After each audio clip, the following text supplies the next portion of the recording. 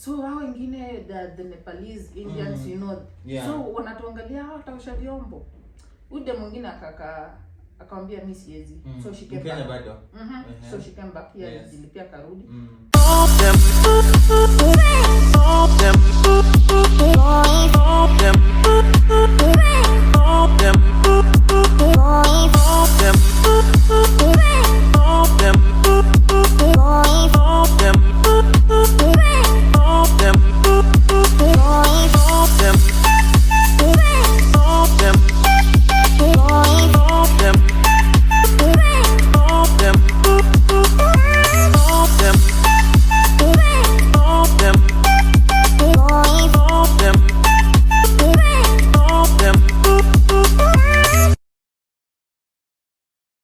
Hi family, welcome back to my channel guys. As I always tell you, I bring you people who are going to inspire you, motivate you and empower you in your everyday life. So without wasting a lot of time, nimewaletea msanii wa wasanii. Ako hapa, atuja hapa atuambie story yake. So here is my guest. Welcome to my channel. Thank you so much. Utatuambia what is your name? Na majina sitasema ya serikali. Ndasema tu yenye watu wanajua nao. I'm known as Lena. Lena. Wanajua from Dubai, they know me as Alhuda. Alhuda? Yeah. Na huko Kenya? Huko Kenya ni Lena. Lena. Alhuda ni second. So get English. Whichever the cost. But it will be easy because interview itasaidia watu wengi. Same way me have been kwa YouTube. Nikiangalia like videos which will help me through. And yeah, so tuongee gani? English. Tuchanganye. Mali tu Mungu atatusaidia. Mungu anasaidia. Tuambie where were you born? Me I was born in a county called nowadays is county. Trans-Nzoia County. Trans-Nzoia. So wewe ni Mluya? Exactly. Ama Mluya. Unajua ndio mnapanga tofauti. Mnapanga 18 sub tribes. Hizo zote. Wewe ni Mnyore ama Mbakusu? Maragoli. Wewe ni Mara? Yeah. Okay. So kwa hiyo ni mimi nililelewa Trans-Nzoia, maisha yangu nimekaa Trans-Nzoia until some point of in life nikakuja Nairobi. After umemalizanga shule ile transition ya kuja sasa uchape hustle. Mimi ule ulikuwa unamaliza shule unafukuzwa ndio utafute life. Rudisha nyuma kidogo. Ulisomea wapi? Nilisomea Kitale School. Kitale. Ni academy ama ni it's a government primary nilienda shule kanaitwa Angels Academy. Yes. Still tu kwa Kitale and then nikaenda high school Kitale School. Then nikatoka huko nikakuja kubangaiza tu kutafuta. Nimefanya vitu mingi. So ulimaliza high school? Wapi? In Kitale School. Kitale School. Alafu hiyo ni msimamo kwa primary ni tu? Angels Academy. Okay, Angels. Okay. Alafu after high school ukasema ulikuwa tunafukuzwa. Life yako ilikuwa aje? The life was difficult in coming and growing up. Mimi I was this person wa kujituma like I used to hata kwa shule kuna kujituma ku hustle na mimi nimeelewa kidozi nile nataka ni hustle mimi mwenyewe. I like something which is for my own, like nime hustle mimi mwenyewe. Being in the sense like nilikuwa raised up na mother. Yes. So most of the time sikutaka kumpatia pressure. Being the last born, ushaangalia wengine hawajamsumbua. I'm in a family of 3, so how hawajamsumbua mimi nikikuja nianze kuitisha unajimotivate. So nikamaliza, brother yangu alikuwa na kinyozi, nikamnyolea at some point. Yes. Kasanya tu pesa, nikakuja Nairobi, kajoin sister yangu. Nikaanza tu shughuli kukaa huku leo. So in Nairobi? Nairobi. Nilianzia Kasarani, Mwiki. Huko mwisho. Huko penye zaidi ndudi zinatoka. Kuna red soil Mwiki. Wote huko Mwiki yote nimezunguka mpaka huko chini ukienda juu. Kuhustle. Na sasa ukihustle ulikuwa unaishi wapi? Nilikuwa na sister yangu by then. So nilikuwa na nikwambia subscribe sister yako. Mtu anani? Ruth, kuja subscribe. Akuone kwa TV. Si yangu Alanomosh. Though actually ulikuwa unafanya interview way before, lakini leo tumepatana. Si leo Mungu ametuwezesha. So nika hustle me, mabeshte zake walikuanga, unakumbuka alikuanga, she was this working person. Like the friends will call her in the morning, niaje maid ameniachia mtoi, mimi ndio natupa huko sana. Napata kitu. Go to a point nilizunguka nikasanya do, nikatafuta passport. By then my eldest brother alikuwa in Doha, Qatar. So nikajiuliza, nikaandikwanga job ya M-Pesa. Hii M-Pesa kidogo. After 2 months, shetani tu na mkia yake. Nikaibiwa. Nikafutwa job. Ulibiwa how much? Nilibiwa around 48,000 Kenya shillings. Exactly. So ulijua aje? Mtu alikuja akikuwa na No, it was kufunga nini? Nilifunga poa, nimemaliza shift. Ilikuwa shift yani shift kama Dubai. I tell you, so job imeisha fiti, nimemaliza fiti, and then I used to be told nipane doors ziende zikashiwa kwa bank. So this particular person didn't come to pick the money. But huyo mother alikuwa ameniambia in case akose kuja una subdivide do, usibebe zote mahali pamoja. Mwiki mwiki. So nilikuwa na kazi zingine kwa socks, zingine unachukua kitabu na so nikitoka hivi kumbe usiku ni kama mwenye alikuwa anachukua do. Actually me until today niko tu na hiyo at the back of my mind ni alisanya do kwa sababu kuja, but watu walijua niko na cash. So sasa alikuwa ameandikwa pia kuja kuchukua do. Alikuwa ameandikwa na sijui walikuwa na relation gani na huyo mama. Walipangia tu. So me when I'm closing the shop actually ilikuwa around 7. Kagiza kamekam. Me I'm going home. Nikivuka tu barabara niingie main highway, mtu akanijoin wakani sandwich. Ulikuwa unatembea na mguu na uko na pesa. Imagine. But tulikuwa tunaishi tu within the hood. So unaweza kusafiri kwa nyumba ama unaishi kwa tulikuwa tunaishi na mother, so nilikuwa nimpelekee do zake, niambie leo hazijachukuliwa kwa njia. Usiku ama usiku saa 1. I got sandwich. Nikapelekwa hii road ya Mwiki police station. Nduthi kakam. Nikaeka kwa Nduthi, Njiru. Kafikishwa Njiru, nikapelekwa tu mahali leta do. So alipika kwa gari. Nduthi ukapandishwa Nduthi. Si ungepiga nduru. Umekewa knife hivi like you won't do anything. Ya 48,000. Na by then I was naive. Nilikuwa 19 years. Ulishtuka hata nduru ikakata. Hata sikuwa ninajua anything. Nilikuwa tu wachukue cha watachukua. But nilikuwa I knew at the back of the mind like hangechukua do zote. Because nilikuwa nimezieka huku. So kama manager I was having 70k, wali manage kuchukua around 48. So I came back, nikafutwa job. So nikajiita mkamkutano, so what am I going to do? Then I remembered my bro. Nakasimka sister yangu kanaitwa Ideos, alikuwa na Ideos by then. Katululu kadem. So I sent the message to my bro like, hey ni aje. Me by then atakuka muko. Doha sasa. Uko serious? Mimi nataka job any. So unataka kufanya nini? Mimi nikamwambia anything. Anything which means that ya nyumba. Mimi nikamwambia anything, mimi nataka kutoka Kenya kwa sababu niliona Kenya it's going to be tricky.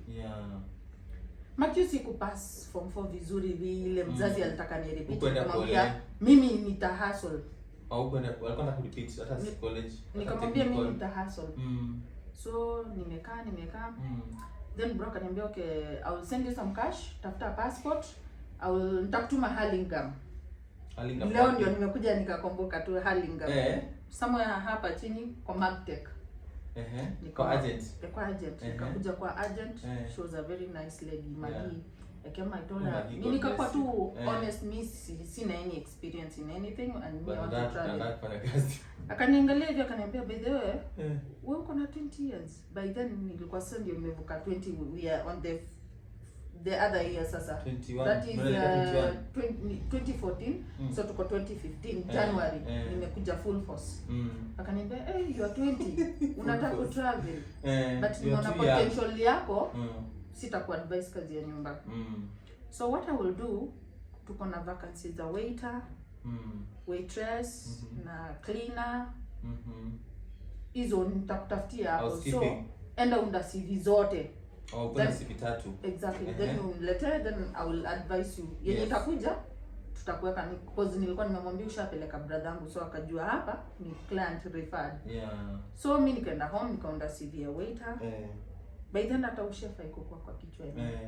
But best yangu alikuwa anapenda kupika, so nilikuwa naenda kana naangalia tu venye anapika najua hapa. So baadaye nikikuja akaniambia kuna job za waitress. So I brought my CV, I got interviewed via Skype. Nikaambiwa nimepita. My salary was 1,100 Qatar riyals. So that's when my journey began. But ilikuja na misfortunes mbaya along the way. Because nikitravel nikienda, actually job yenye nilikuwa nimepewa na job description, kufika huko that was not the thing. Nilipata job ya kuosha vyombo. Sasa si waitress tena. Uzuri ilikuwa 5-star hotel. So we were 2 ladies. Na sisi ndio madam peke yake. So hao wengine the Nepalese Indians you know. So wanatuangalia hataosha vyombo. Ude mwingine akamwambia mimi siwezi. So she came back. So she came back here nilipia karudi. Mimi nikajiambia si nilijiambia nitakam na nilikuwa ready to do anything. Let me begin from here. Na nikajiambia I will turn around my story. So mimi nikafanya How was it? Hectic. Dishwashing akina kwa hectic. Na wewe ni dem peke yako. Vyombo na ni 5 star. Vyombo hazishangi. Ni vijiko ama ni vikombe? Alafu nikatupa breakfast and you know how busy breakfast is. Yes. Disaster. It was a nice mgongo nayo. Was nice nightmare I can say.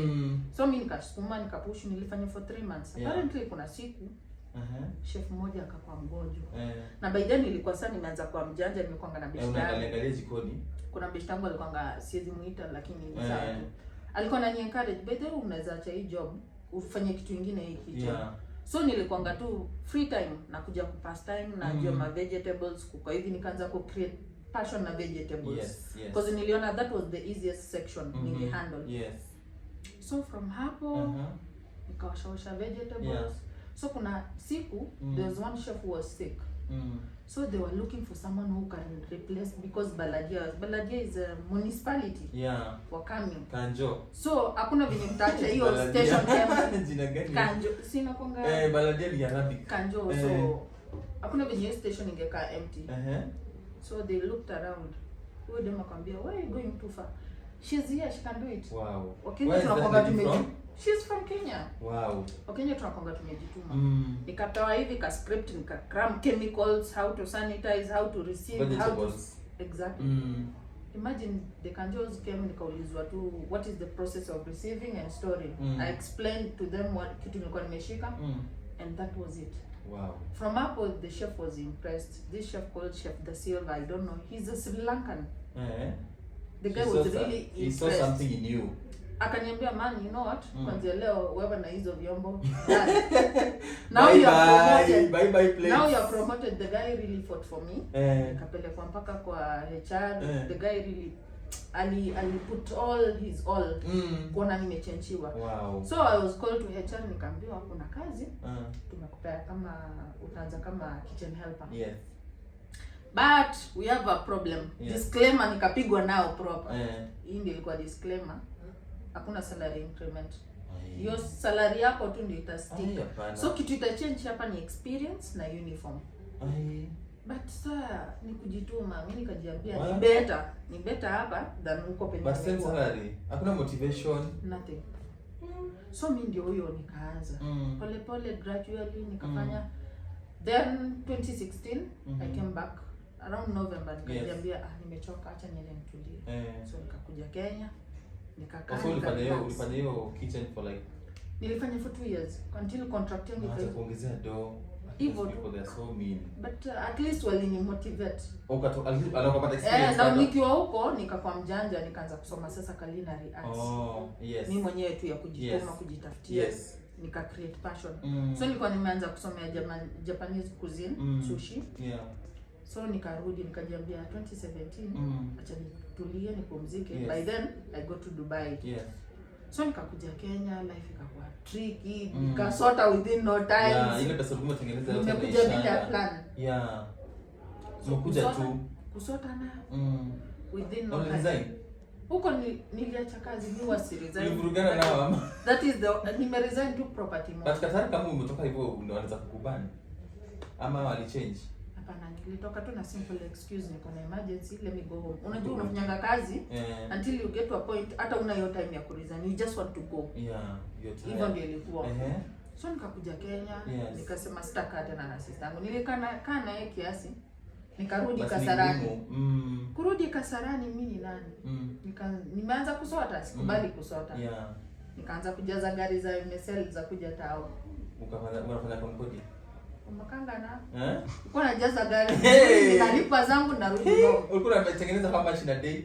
A day nilikuwa nalipwa maximum 2,000. Ukienda vibaya pancha. In a day? At least lakini unachoka, unaongea unachoka. Mate tena kauka. Na unakula ama? Sasa nimejipanga na ka single room, nilipata best yangu mwingine hapo tulikuwa na ka single room. Nataka sidhani kanaweza fanya. Mimi hakuna kitu sijafanya. Enyewe muhimu kwa wewe ni hustlers nation. Nikajaza gari, nikafika mahali nikajiambia bana hii acha niweza uwawa. Acha let me just go for what. Sasa wewe unakujaza tu wendi chao. Unajaza sometimes naenda. Na unajua unashuka je kwa gari kama gari inakimbia. Ndio unaanga wengine wanashuka. Tutaenda road just nifunze. So nikazifanya then we got to a point I started talking to one of my cousins. Nikamwambia scenario, nikamwambia cheki. Hivi ndio kuko na penye nimeanza kuishia pabaya. Yes. So akaniambia tafuta do fulani, mimi change do fulani. Ukam Dubai. Kama uko na experience utapata job. By the way, he really encouraged me. So nikajiambia that's what I'm going to do. So nikasanya do, nikamwambia me I have ka 50 ya. Yes. 50k.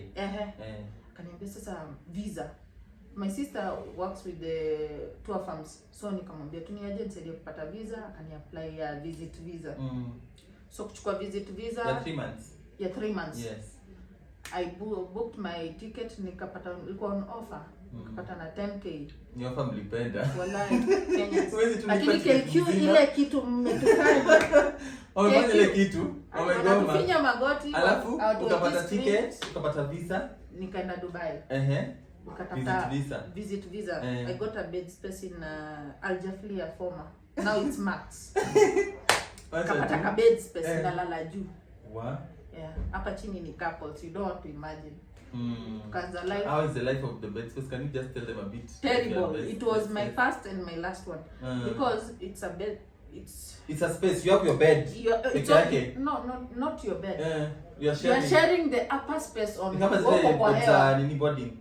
Exactly. So ukiwa hapo juu una manage and you are paying like let's say 15,000 Kenya shillings. Imagine that space only. And how many are you in the room? We were about 8.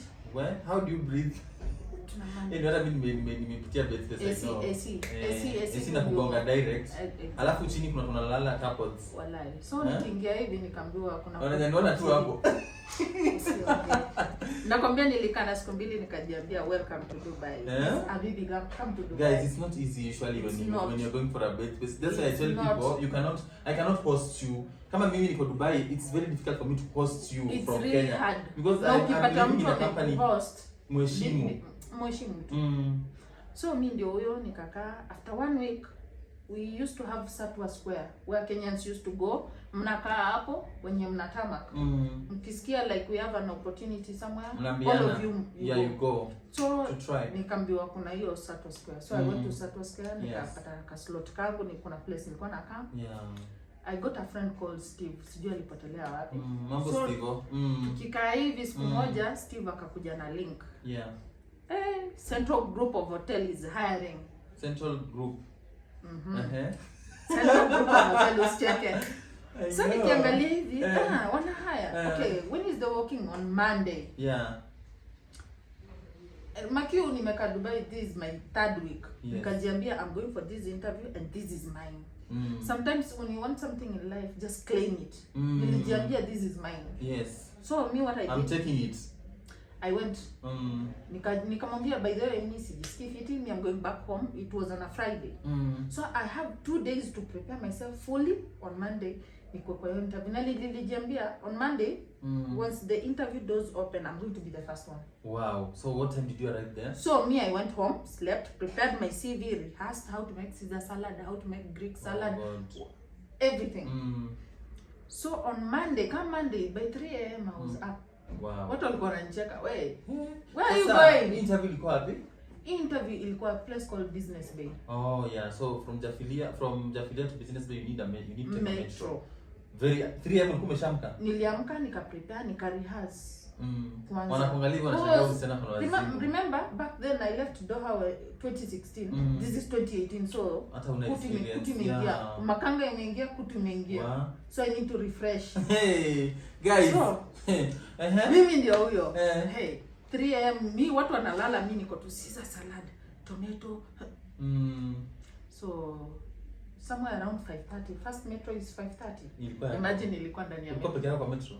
Ama kulikuwa na masla wengine? Bagali, Atani. Mimi na Pakistani. I got down in Business Bay. Yes. And Grand Omniata.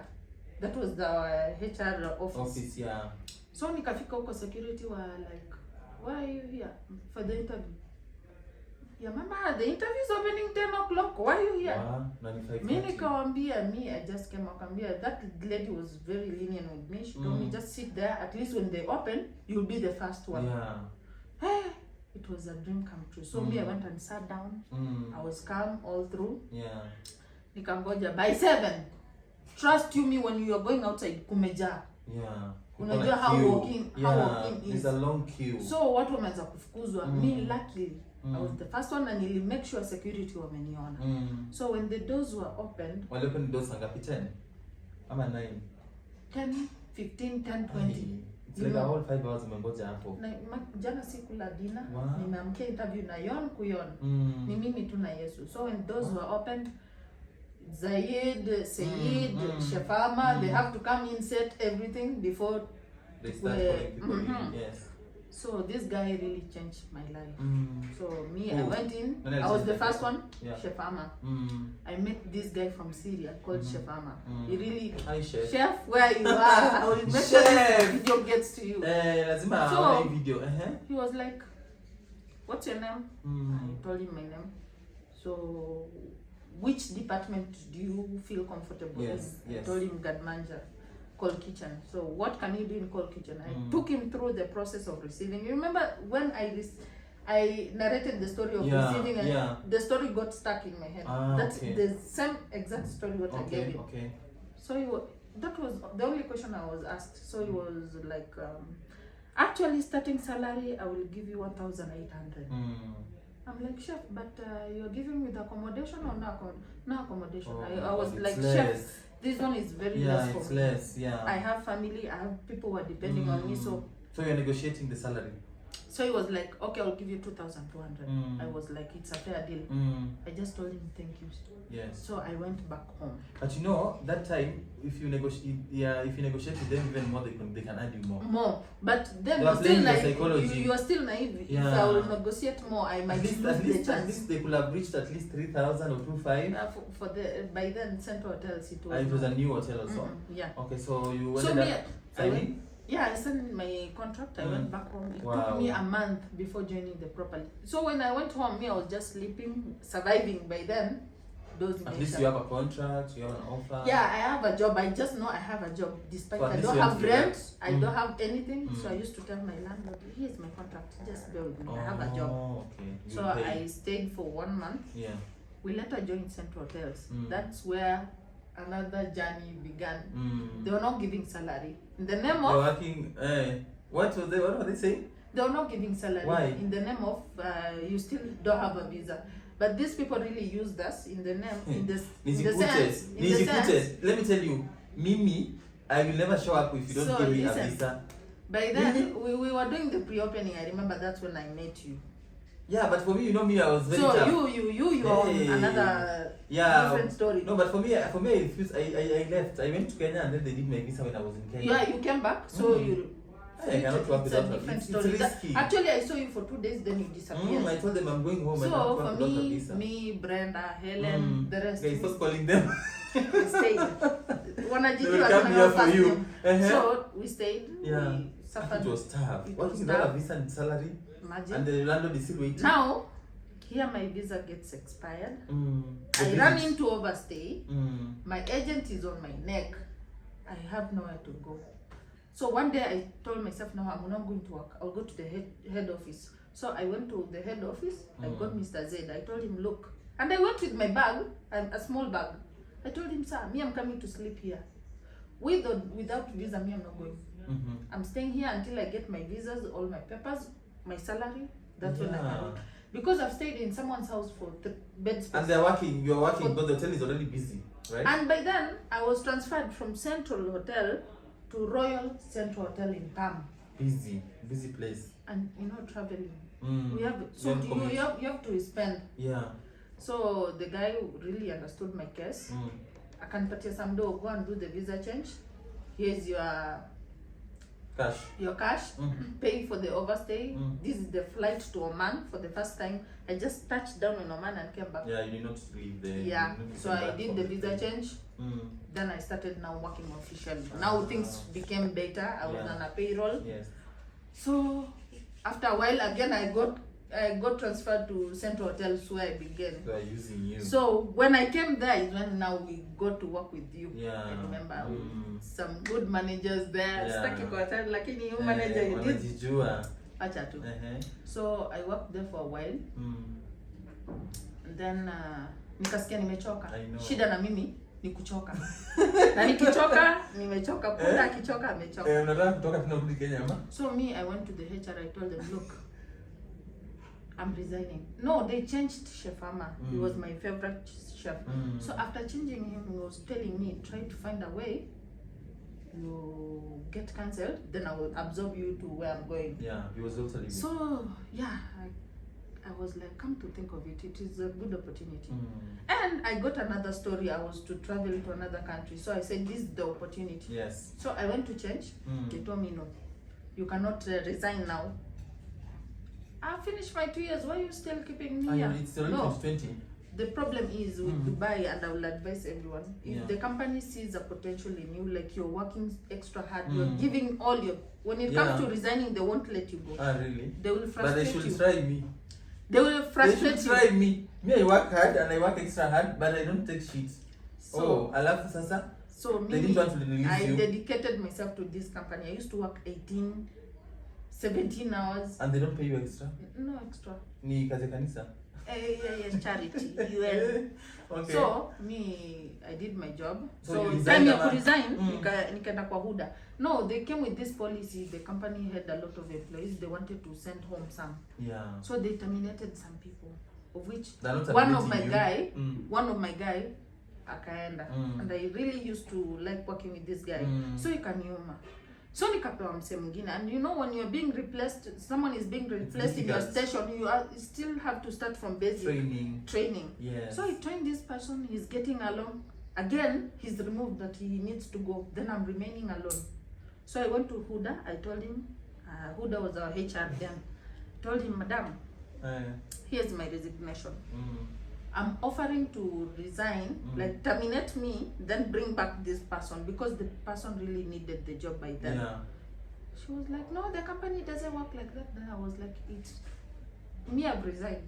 They told me, we are not going to let you go. So you just have to stay. Yeah. So what I did, I went back home. I went to my friend, one of my good friend, I won't mention her here. I told her the story. She was like, go and make drama. Give them drama, they will terminate you immediately. So the following day, I came to work. This new chef who they brought, man, the guy was way too much in my head. I want to empathia a piece. Yeah. Where was he from? The girl. Ama tunaonekana tuko racist. Wacha tu. But ni ile country yenyewe. So this guy, the guy will kill me with work. Wow. I will do breakfast, I will do lunch, I will do a la carte, I will do dinner, I will set up for tomorrow breakfast. One person before you go home. So you can collapse. So by the time you're going home, let's say it's like 11 and you're supposed to come back 5. So nikamwambia, these are the working conditions which me I'm not comfortable, I'm going. So the following day I come to my shift. Luckily enough, the GM used to like me. He just came to the kitchen. He came to my section. Hi, Lina, how is your section? Everything okay? You need more people? When I wanted to explain something, this chef from nowhere, he came. Phew, this section is okay. She's working good. I like. Did not say anything. I put everything down. I look at him. I'm like, are you serious? Are you even serious? Yeah. Then I told the GM, you know what? Me, I'm out. I removed my apron. I removed my jacket. I told the chef, now you work. Me, I'm tired. Yeah. And it's my last day. Yeah. And I made some drama there, positive drama. So from You there, left. Nikambiwa, just go home. You're tired. Actually, you're frustrated to the end. So I went back home. Then these people told me, we are not going to cancel your visa. We will cancel and make sure you've returned to Kenya. Because they brought you from Kenya. I don't know. Yeah. If you brought you from Kenya, you know how they used to. No. If they brought you from Kenya, it's okay for them to return you back. So they told me they wanted. They found you in Dubai. They leave you in Dubai. Then I told them, okay, fine. Even that Kenya, I still want to go because I wasn't sent out. So it's of okay, Kenya, just so cancel. it's fine. I just want to go. But in the back of my mind, I knew I'm coming home. I have some money again. I will find another visa. Okay. I'll still go back. Okay. So that's what I did. So you left, you came to Kenya? I left. That was in they 2019. They paid you your benefits, everything? Yeah, these people, they really tortured me. Really? They told me to leave accommodation, to find somewhere to stay because someone who's replacing me is coming. Yeah. So I got a hotel in Deira. Yes. I stayed there for like 8 days. But hotel is expensive. Paid because I had no one to Who was paying for you? You know, I was working, so I used to have some money. You paid for yourself the so hotel. I paid for 8 days. Yes. Stayed there. And then all of a sudden, the day where I'm supposed to travel tonight, at 8 o'clock, 8 p.m. is when they're calling me, come and take your passport. Come to the hotel and take your passport. I go to the hotel, I was given a passport with an envelope. Opening the envelope, I'm expecting something good. The gratuity I've already calculated and aligned myself with the gratuity. I got it 1,000 dirham. For the whole 2 years? For the whole 2 years. And the tickets, they gave me the ticket with the... So I was like, okay, it's still fine at the end of the day. What a shame. So nikarudi Kenya, nikakaa 1 week Kenya, nikarudi. Visit visa still. Just landing like this, I was told by a friend, there's one company is recruiting, Americana, go try. I just took my CV the following day. I just landed in Dubai today. The following day I took my CV. The following day they are calling me for the interview. Come join. We are supposed to join after 3 days. That's how I joined. Worked with TJ Friday. For like 6 months. That's the longest contract I've ever worked. 6 months? 6 months. One day I just reported to duty. Longest or shortest? The longest to me, it was 6 months. Okay. Imagine, I just reported to work. Me, I knew I'm here to stay. I was not having any plans of leaving the company. Then it was a really nice company. Then I got an email that you've been terminated. You're supposed to leave from tomorrow. Don't come to work.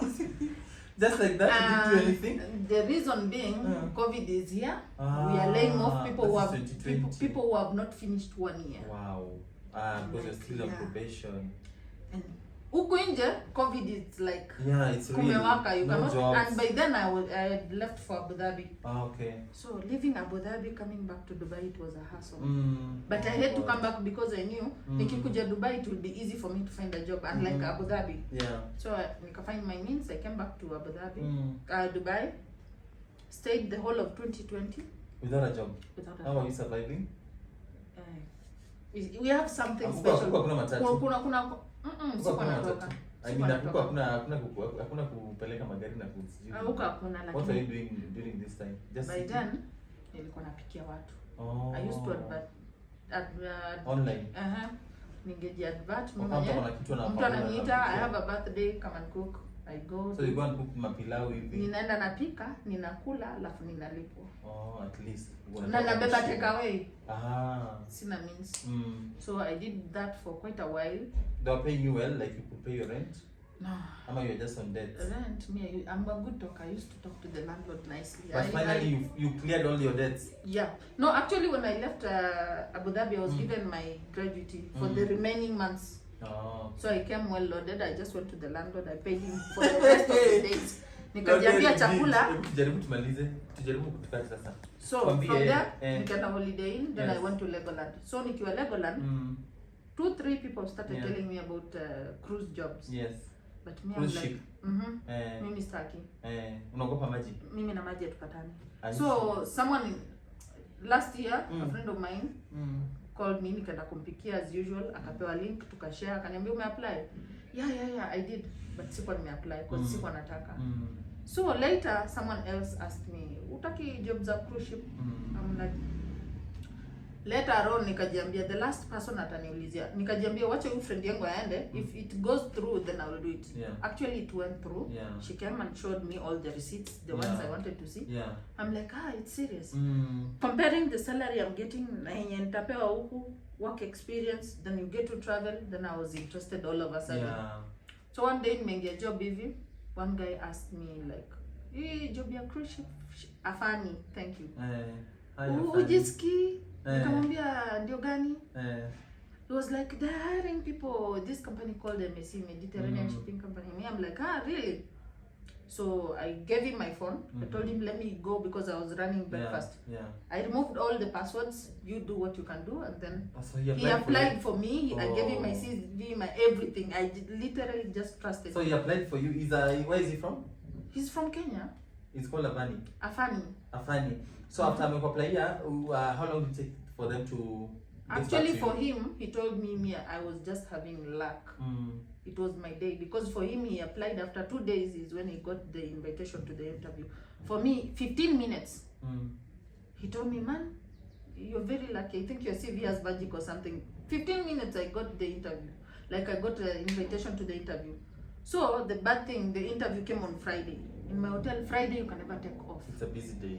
But I told God, since you brought the job, I'll still go ahead. Yeah. So what I did, on Friday I went and told my chef, niko na tonsils, I need to go operation, story, sick leave. It has to go through Lazima. Yeah. Nilingia. Funny interview because yangu ilikuwa somewhere around 1 o'clock. So aliniambia che utafanya, come breakfast, then I will release you. So I went for breakfast, then akani release. By then tulikuwa na shortage ya staff. Kuni release kutoka hivi. Mimi na jacket yangu sikutoa everything, nikakimbia mbio nikaenda interview. Nikifika hivi hata sikuchange, nikafika financial center. Interview wapi? Dusit. Tani. Okay. In financial center. So I went there. Nikapata watu washajipanga. Watu ni wengi. We were around 70. But at least you have invitation, so it's okay. Yeah. So kuingia wakaanza kutupanga sasa. Waiters hapa nini, chefs huko nyuma. Chefs tunajipata tuko watatu. Wow. I'm like, how lucky I am. And then kwa watu watatu mimi ndio dem. One guy from Thai, one Indian guy, then African. So unakwanga mjanja. Nikasongea hivi nikauliza wewe jamaa, which section are you working? Akaniambia hot kitchen, nikajitoa. Kuuliza mgani? Cold kitchen, nikajitoa. Nikajiambia I'm going back to sushi. I need to get this job. How you and you know Thai people, you don't joke with them when it comes to culinary. Nikajitoa, nikakaa uoga. Nikajiambia nitafanya interview ya sushi. Sushi ni rahisi. So nikifika huko, the interviewer looked at my CV, was like, my grandma is called Nina. Tukaweka CV kando, tukaongea wantu, akaniambia go and do the English test. Wow. English test ni haraka. Kenyans. Nikafanya haraka, nikatoka hapo. Kupita. Nikaambiwa wait for 10 days. 10 days unapata C1. Ukipata C1, you've passed. Ukipata C1, nikaambiwa 10 days utapata letter of intent. 10 days letter of intent imeingia, ndio hiyo nimekimbia, nimesign, nimerudisha. Wakaniambia my manning agent from Kenya will contact me and niambie way forward. So nikapigiwa, wakani take through everything. So I was supposed to come back to Kenya, and mark you, this job ndio nimemaliza 7 months. Siko entitled for vacation. So uko resign hata? Singoje. Wewe ndio mwenye story. 7 months. Sasa nikaenda kwa head chef nikamwambia, chef, mimi niko na emergency. Kaniza emergency ni gani? Nikamwambia hii hata sifai kuongea na ni mbili. One, I need to get married. One, I need to get married and they really need me home. You know how Indians take marriage. Seriously. Nika emphasize. And number 2, kuna hii another emergency, I need to go. So he was like, he was a really good chef. He really understood. Akanifixia everything. HR wakanipima, wakaniambia hii siku hapa. Nikamwambia no, I'm coming back, and I booked 2-way ticket. Just to prove for them narudi. But even at the back of my mind I knew ni narudi. I'm just coming to do what I'm supposed to do, then go back. Kufika Kenya, si nika travel on 1st of September. Nikakuja Kenya, nikiland hivi, my manning agent wako Mombasa wakanipigia, you need to be in Mombasa tomorrow to do medicals because class yako inaanza Monday. It was on a Friday. Nikaeka bags chini, I left for Mombasa. Hata kupumzika. Family tulikuwa tunaambiana hi kwa fence. Kijua kitu unataka, you really have to go for it. So I went to Mombasa. I went through the process. Fanya medical, lipa KMS. Then did the process, did the trainings. Tukamaliza hiyo maji yenye nilikuwa nakataa, apparently niliingia ndani. Tukapita moto, tukafanya kila kitu. All the drills. How is the training? Is it intense? Somehow. Kama jeshi. Ni jeshi. Nisikudanganye because lazima utaruka from a height kwa maji. Lakini kuna floater just in case. Just in case. And then number 2, kuna shwa moto ni lazima upite. Upite kwa moto? Kwa nini? Ukiwaka moto huko na kuchomeka. So unagonga the do's and don'ts, na kuna instructions of follow. If you follow the instruction clearly, nothing can happen. If you don't follow the instruction, hapo kuna shida. Kuna wengi waliumia. Slay Queen walikuja na meka, nywele ziliubaki huko. So wengine tulikuwa tunatoka shower unaenda. Slay Queen walibakisha makeup yao kwa maji, hapo walifanya aje? Kuna maji ilikuwa colored.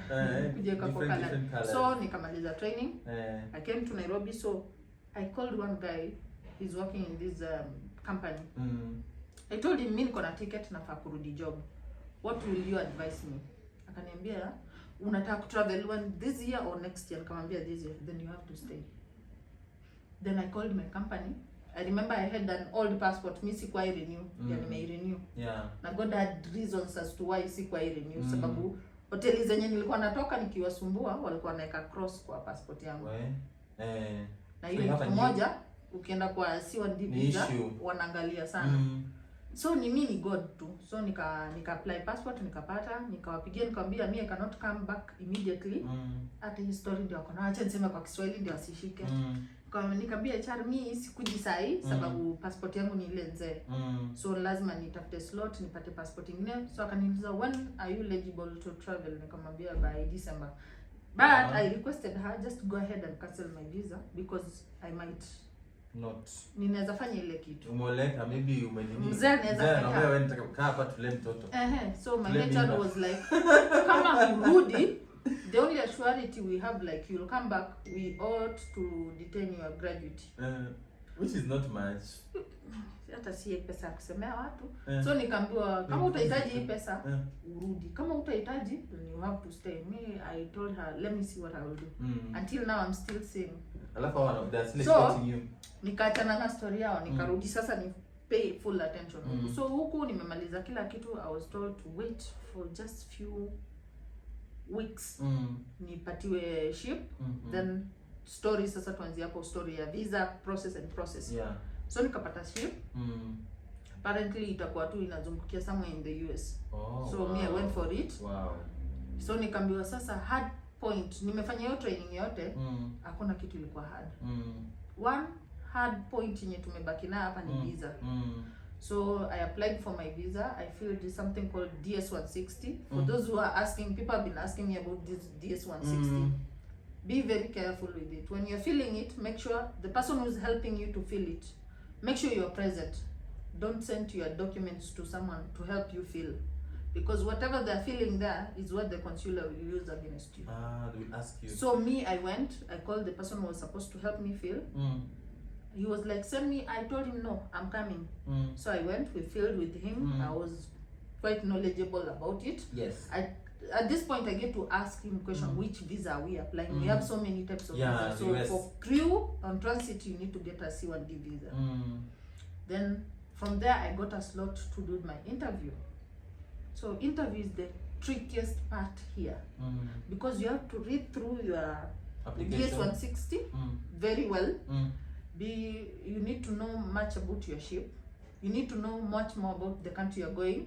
You need to know much about the roles and responsibility of what you'll be doing, because a question can come from anywhere. Yes. So people are going there, they are being asked how many crew you have. Unapata huna idea. They will ask you how many mess room do you have, you don't know. How many decks is the ship, you don't know. So you need to research. You need to do research. Yeah.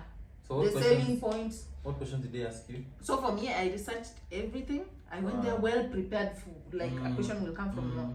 So when I got to the consular, actually I was just asked until I was like, why did I even read the DS-160? But it's good someone to go through the DS-160.